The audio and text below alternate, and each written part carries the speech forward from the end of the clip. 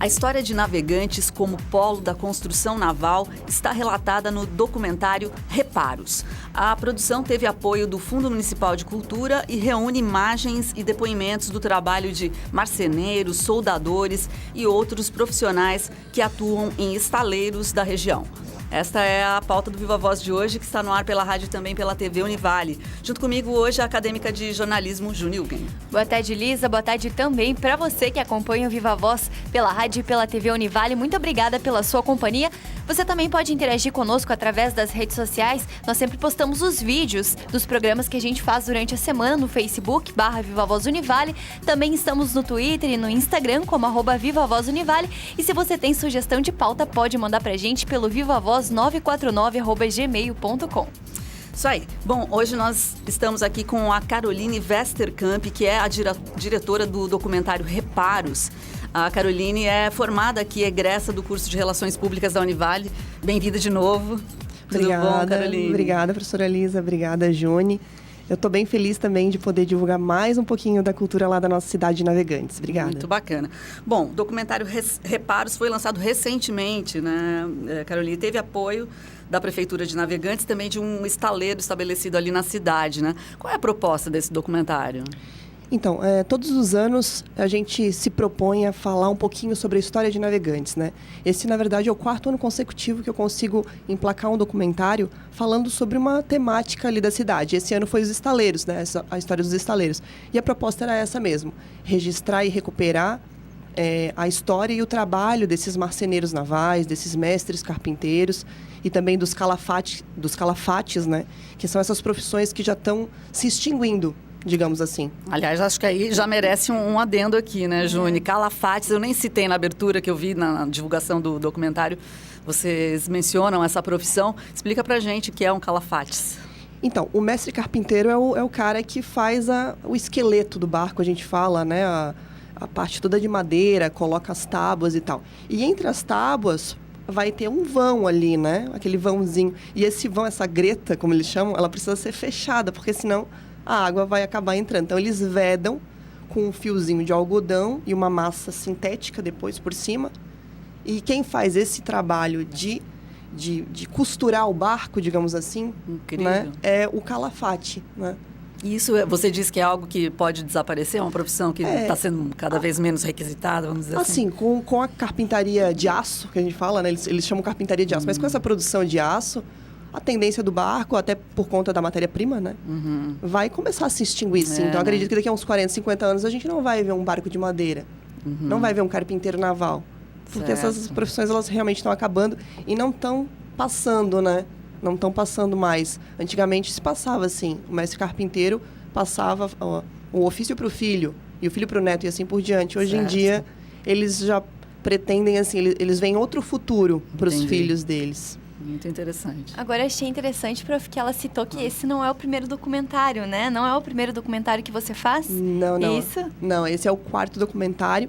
O primeiro documentário lá, quando eu comecei a trabalhar com produção e tal, foi sobre a história da Nossa Senhora dos Navegantes, que era uma coisa que eu já, de criança, queria fazer, entender o porquê que essa devoção é tão forte ali na cidade, porquê que a história da própria cidade se mistura com a história da santa, né? Então, inclusive dá nome para a cidade. Então, comecei a pesquisar um pouco sobre isso, fizemos o documentário Estrela do Mar. Depois, na sequência, a gente fez um documentário falando sobre a construção dos moles de Navegantes. Esse, em especial, é o meu favorito, porque ele retratou muito esse sofrimento que foi. Imagina, há tantos anos atrás, pegar aquelas pedras enormes de Pedreiras, que é um bairro distante do interior, e construir um mole ali na Barra, né? Então, foi um trabalho muito difícil, muito complicado. Falamos um pouco sobre esse trabalho também. Inclusive, tinha um trilho de trem que passava no meio da cidade, levando essas pedras gigantescas, né, de um lado para o outro da cidade. Então, o nome do documentário foi Sangue, Suor e Trilhos, porque teve muitos acidentes, né, fatais, inclusive. Aí, depois, na sequência, a gente fez os Novos Ares. Novos Ares era um documentário que contava sobre a história da transferência do aeroporto de Itajaí para Navegantes. Também legal. Foi muito bacana essa história. E esse ano o Reparos, né? E é legal, assim, porque assim, Navegantes e Itajaí são cidades irmãs, né? Aliás, eu não digo irmãs, é mãe e filha. Mãe e filha. Porque sempre quando eu começo um documentário lá em Navegantes, eu parto daqui, né?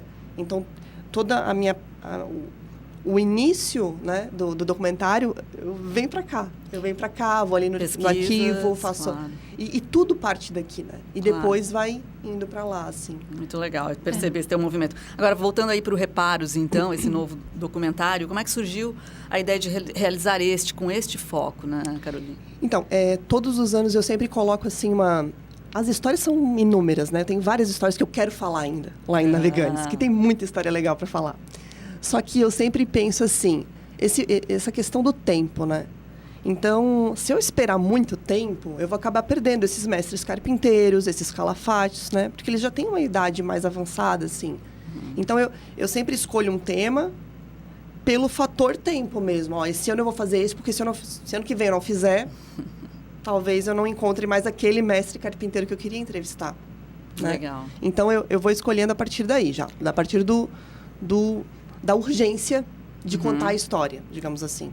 Legal, ou seja, você está se dedicando a contar, a documentar a história de Navegantes, né? Mas muito legal. Bem isso, exatamente isso. E também divulgar, né? Porque você levou esse documentário para as escolas de Navegantes, mostrou, né, para a galerinha como que funciona tudo, apresentou o documentário. Como que foi essa experiência?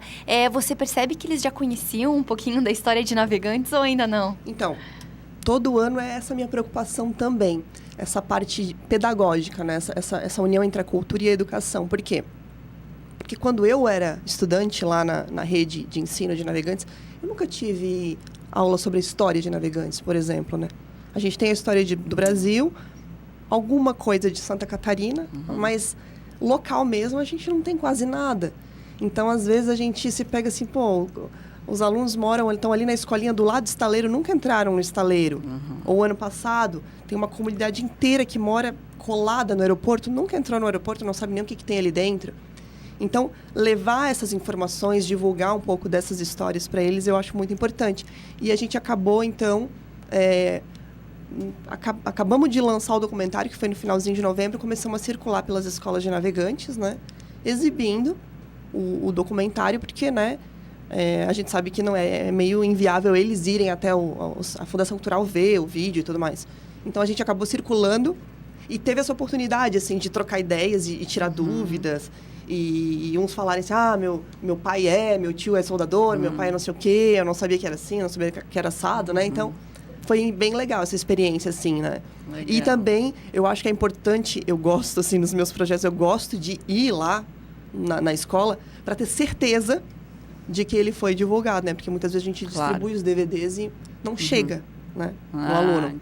Então, eu faço questão de ir. Perfeito. Né? Porque daí eu acho que a mensagem que eu queria transmitir esse ano foi realmente dada, para aquelas pessoas foi dada. Bom, e esse diálogo, né, depois da apresentação.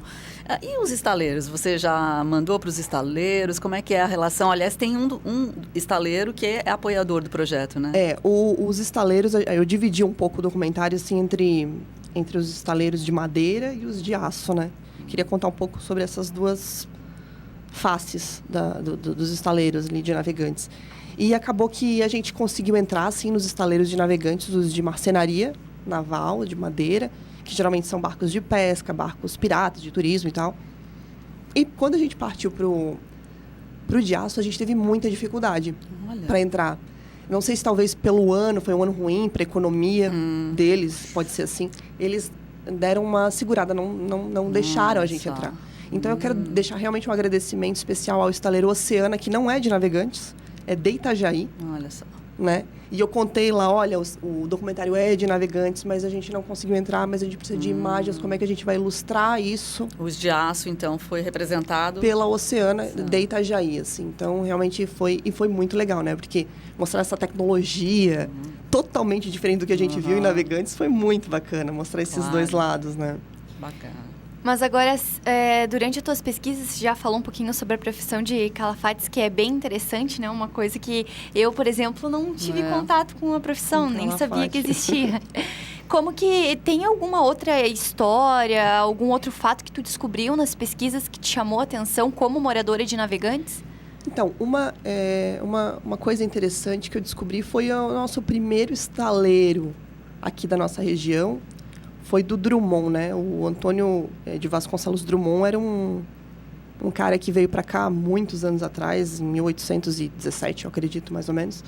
E ele veio visitar a região e tudo mais, né? Ele já sabia que aqui era uma porta de entrada para os colonizadores. E ali ele montou, então, nas margens do Itajaí-Mirim, uma serraria, porque aqui tinha muita madeira, né?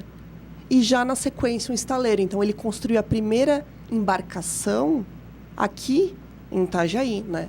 Que foi esse cara, em 1820. Então, ele construiu esse estaleiro, esse barco, essa sumaca, que foi a primeira embarcação que levou produtos coloniais para o Rio de Janeiro. Eu achei muito legal isso. Porque um barco que atravessou a nossa barra foi construído aqui já. Legal. Né? E levou os produtos já do pessoal dos colonos, né? Que já por aqui já estavam produzindo, né? Seus produtos e tal. E atravessou isso. Achei bem bacana, que eu, particularmente, assim, não sabia. E, além disso, paralelo à história do documentário, dos estaleiros e tudo mais, a gente deu uma pincelada também com um trabalho de um nautimodelista de Navegantes, um artista lá, muito bacana, o seu Aldemir. Ele faz miniaturas, né, dos barcos e tal. Então, ele tem, assim, centenas de barcos. E a gente tentou mostrar um pouco dele fazendo, né? Ele já tem uma idade também. Legal. E foi muito bacana, assim, porque as pessoas que não conheciam também esse trabalho acabaram conhecendo. E foi demais, assim. Muito legal. E é uma arte, um artesanato, enfim, que muitas vezes utilizado até para venda dos barcos, não é? Isso também. Isso também. Esses modelos, né?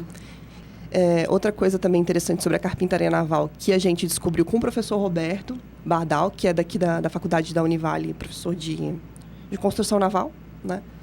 Ele mencionou para nós que o processo construtivo que o pessoal ali em Navegantes usa, né, basicamente é o mesmo do que as caravelas de Pedro Álvares de Cabral. Nossa. Uau, sério? Então, assim, é um negócio realmente totalmente artesanal. E ele fala no documentário o que mudou. Mas o que mudou? Hoje tem energia elétrica. Olha só. Porque o processo mesmo é tudo igual. As peças, né? As partes do barco, o jeito que vai montar.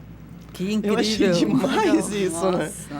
Bacana. A essência permanece, né? Ô, Caroline, e assim, qual foi a tua base de pesquisa? Por onde você circulou para levantar informações, enfim? Então, primeiro eu fiz uma pesquisa em loco mesmo, fui lá visitar os estaleiros, aí pergunta para um, pergunta para outro. Acabei descobrindo quem foi que montou o primeiro estaleiro em Navegantes, quem era o calafate mais antigo e tudo mais. Depois eu sempre também passo no arquivo histórico e tem uma autora de um livro, que é a dona Didímia, Lázares, que é daqui de Itajaí também. Ela me dá muitos toques, né? Então, eu sempre também recorro a ela, assim, para ela... E aí, por onde é que eu vou? Será que eu vou por aqui ou vou por ali, né? E ela é uma fonte, assim, maravilhosa, que em todos os meus documentários eu procuro, assim, trazer. Uma historiadora local. Local, exatamente. Além de professora, né? Então, tem toda uma didática por trás, que eu acho muito bacana também. Ela explica, né? E isso também é uma coisa muito especial, que eu gosto também de trazer para os meus documentários.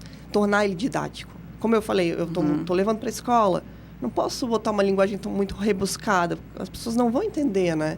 Legal. Então, tentar trazer ele como numa linguagem simples e menor, né? Um documentário pequeno, 15, 20 minutos no máximo, que é o tempo das pessoas assimilarem e também não ficar muito enfadonho, muito chato, né? Porque muito longo, às vezes, a criança ou o estudante se perde, né? Esse ficou com quanto, então? Esse está com 20. Legal. Então tá, depois do intervalo tem mais entrevista com a Caroline Westerkamp, que é a diretora do documentário Reparos.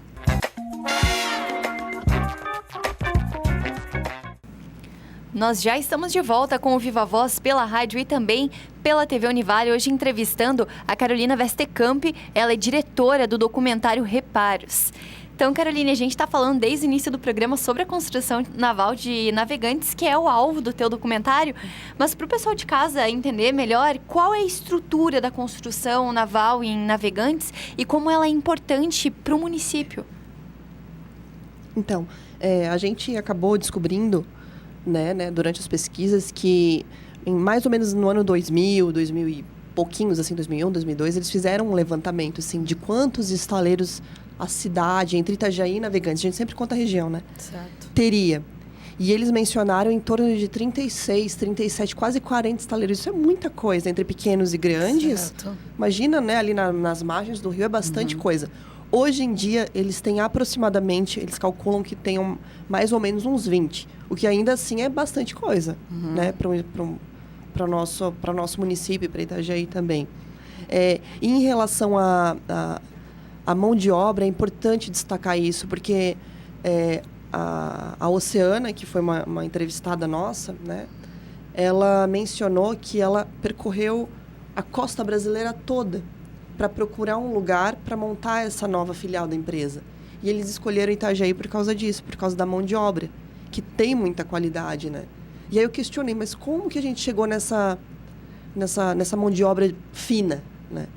E aí são uma série de fatores, desde a colonização portuguesa e espanhola também, né? Onde os nossos portugueses eram navegadores.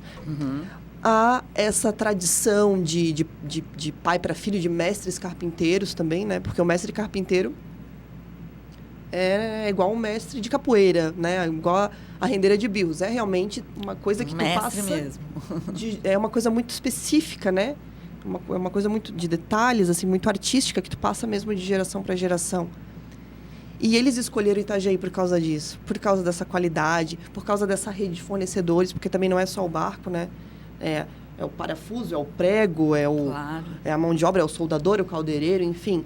Então, essa rede que a nossa região tem e essa qualidade de mão de obra, eles mesmos falaram que é uma questão assim de poucos lugares. Em poucos lugares do Brasil existe essa mão de obra tão interessante na nossa região. Legal. E qual é o impacto dessa indústria aí da construção naval para navegantes, para a região? Você tem uma forma a de gente observar não... isso? Eu, nesse documentário, eu não abordei essa parte, assim, econômica, né?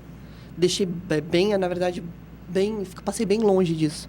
Porque eu peguei um ano ruim, né? Eu sempre falo assim, pô, esse ano eu escolhi um ano ruim para fazer, gente. Difícil. Mas para todos os setores, praticamente. É, né? porque eles estavam receosos, né? Até de abrir as portas do documentário. Mas, assim, gira bastante coisa, né? Gira muito, assim. Muitos empregos. A economia, ela gira bastante em torno dos estaleiros, sim. No primeiro bloco, você comentou que para fazer o documentário teve que primeiro ir nos estaleiros, conhecer um pouquinho quem que foi o marceneiro mais antigo, para reunir as pessoas, né? Como que você chegou em todas elas? Como que foi o processo de escolher os personagens para contar a tua história?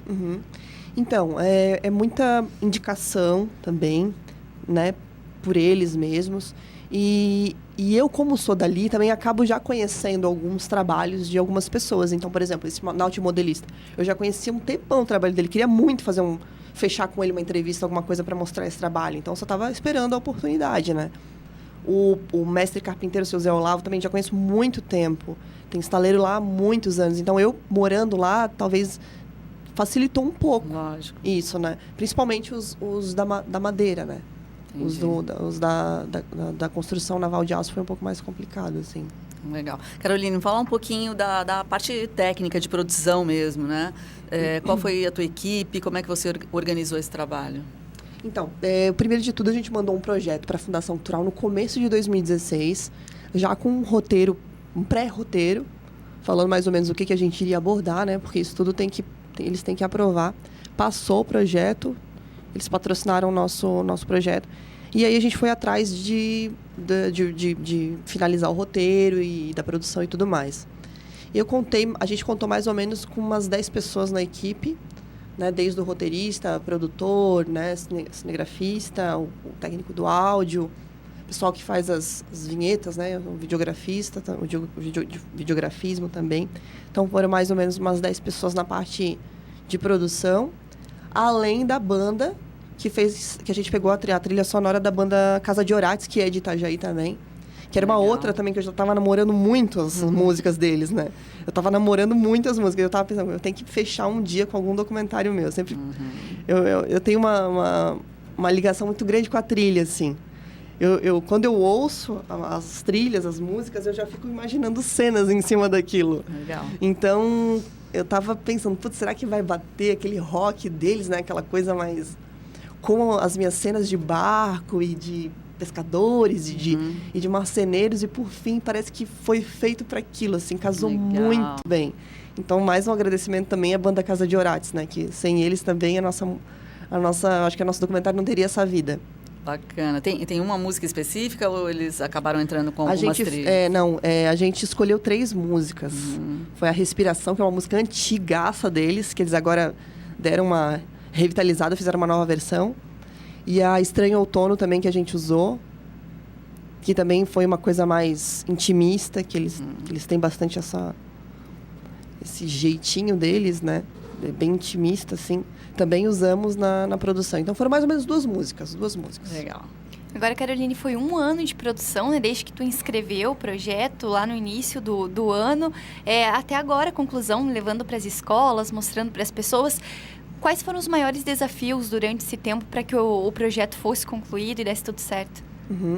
Então, eu acredito que o maior desafio foi realmente essa dificuldade do setor, né? Principalmente nessa parte de embarcações offshore, né? Que são essas embarcações... Porque também tem isso, né? A nossa região, ela é especializada em fazer embarcações de apoio à Petrobras, né? De apoio a essa prospecção de petróleo. E isso é importante também dizer, porque é muita tecnologia envolvida na nossa cidade. A gente nem imagina, né, que robôs, como lá no caso da Oceana, fazem e cortam as chapas que vão se tornar grandes navios. Então, é uma tecnologia muito bacana. Legal. Acredito que a dificuldade foi realmente esse acesso aos estaleiros de aço. Legal. Agora, Caroline, na sua opinião, que impactos esse documentário pode trazer para os moradores, para, enfim, toda a área produtiva, para a própria construção naval na região? Recuperar a história, por si só, eu acho que já é importante, porque se tu deixa passar tempo, a história vai se perder mesmo, né? Ela não vai ficar. E eu acho que a parte, mais uma vez eu vou ser repetitiva, mas na educação, né? Então, tentar trazer isso para as escolas, para os nossos alunos, isso é importantíssimo eles saberem. Claro. Né? Se o aluno não se reconhece no meio onde ele vive, claro, ele acaba não valorizando, né, a cidade que ele mora. Bacana. Então, eu acho que para a comunidade, em especial, sim, a comunidade escolar, desculpa, que eu acho que esse trabalho vai ser bastante valioso, sim. Você é RP, né? Sim. Se formou em Relações Públicas aqui pela Univale. E, em paralelo, é também produtora de audiovisual independente. Quando que você começou a se interessar por isso? Já é o 4º documentário que tu faz, né? Quando que começou essa ideia? Já na faculdade ou depois? Quando eu estava escolhendo a minha graduação, na verdade, não tinha produção audiovisual na universidade, né? Então, eu comecei a fazer jornalismo. E no jornalismo eu não me identifiquei muito, porque eu gosto dessas partes mais de produção, né? E aí eu não sei se a minha turma, não sei, eu não me identifiquei, né? Porque geralmente a turma quer estar à frente, né? A turma de jornalismo, principalmente os mais jovens, assim, querem estar à frente das câmeras. E eu sempre quis estar atrás das câmeras. Aí acabei não me identificando muito. E quando eu conheci Relações Públicas, eu vi que eles... a metodologia praticamente está em cima do planejamento. Eu achei isso muito legal. Porque o planejamento, para mim, né, que sou produtora, é tudo. Porque desde o projeto, o roteiro, a equipe, orçamento e coisa arada e tal, né, que a gente fala, tudo passa pelo planejamento. E a gente teve muitas cadeiras de planejamento na minha época. Legal. Então, eu acho que a faculdade de RP fez toda a diferença para mim. Quando eu comecei a me interessar de tocar um projeto sozinha, né, digamos assim. Então, ela fez toda a diferença para mim. Eu acabei me formando, então, em RP. Legal. Caroline, e você disse que tem também uma ação interessante que você contou para a gente quando chegou aqui, que é a oficina de mídia livre. Queria que você contasse um pouco mais o que é isso. Esse é um projeto paralelo ao documentário que a gente realizou esse ano também, que foi o Primeiro Comunicação. O Primeiro Comunicação, a proposta dele era fechar uma semana, e pensar a comunicação através de ações mesmo, né? O comunicação, a gente colocou assim na logomarca dele, porque a ação é importante. Mais uma vez, trabalhando com a comunidade escolar, dentro das escolas, oferecendo 5 oficinas de mídia livre para eles escolherem quais que eles se identificariam mais, e trabalhar com eles isso, fazer uma reflexão da comunicação na vida deles, né? Legal. Porque o que acontece, muitas vezes, eles fazem trabalhos muito legais dentro da escola e não divulgam, né? E esses trabalhos que são tão legais podem ser exemplos para outras escolas. Lógico. Né? Então, trabalhar a comunicação com eles, a liberdade de expressão, a gente trabalhou bastante sobre isso, né? Dentro das escolas. E fechamos, então, uma semana de oficinas de mídia livre nas escolas e encerramos com uma palestra lá no SIC, no nosso Centro Integrado de Cultura de Navegantes, falando sobre isso, sobre comunicação de massa e mídia livre, com a Juliana Soares e com a Rúbia também, que também tem o Jornal de São Vicente e tal. É um trabalho bem de mídia livre mesmo, né? Bacana. E para quem está interessado em assistir o documentário Reparos, além das escolas que você já levou para mostrar, né, para o pessoal, como que faz para ver? Tá liberado em algum lugar, no YouTube? Como que é? Então, a gente colocou no YouTube, faz uma semana, mais ou menos. E aí tem que procurar na busca, documentário Reparos 2016. Já vai achar. Documentário Reparos 2016, lá na busca do YouTube, vai estar na primeira opção ali, que é esse documentário Muito nosso. legal. Já tem projeto para o ano que vem? Já tem, mas eu não posso falar. Não posso falar, mas vai ser uma coisa. Vai ser uma coisa bem diferente. Vai ser eu vou trabalhar com um público pequenininho agora. Trabalhar um documentário voltado para criança pequena. Eu quero ver o que vai sair disso aí. Vamos ver. Novas ideias, isso aí. Caroline, obrigada. A gente conversou com a Caroline Westerkamp, diretora do documentário Reparos. Dá para ver lá no YouTube, já aprendemos, documentário Reparos 2016. É isso, parabéns pelo trabalho. E a gente fecha por aqui, né, Juni? É isso mesmo, Liz. Agradecendo, é claro, o teu carinho. Você que esteve acompanhando mais um Viva Voz. Muito obrigada pela sua audiência. Fica agora com o Tá Ligado. Até o próximo programa.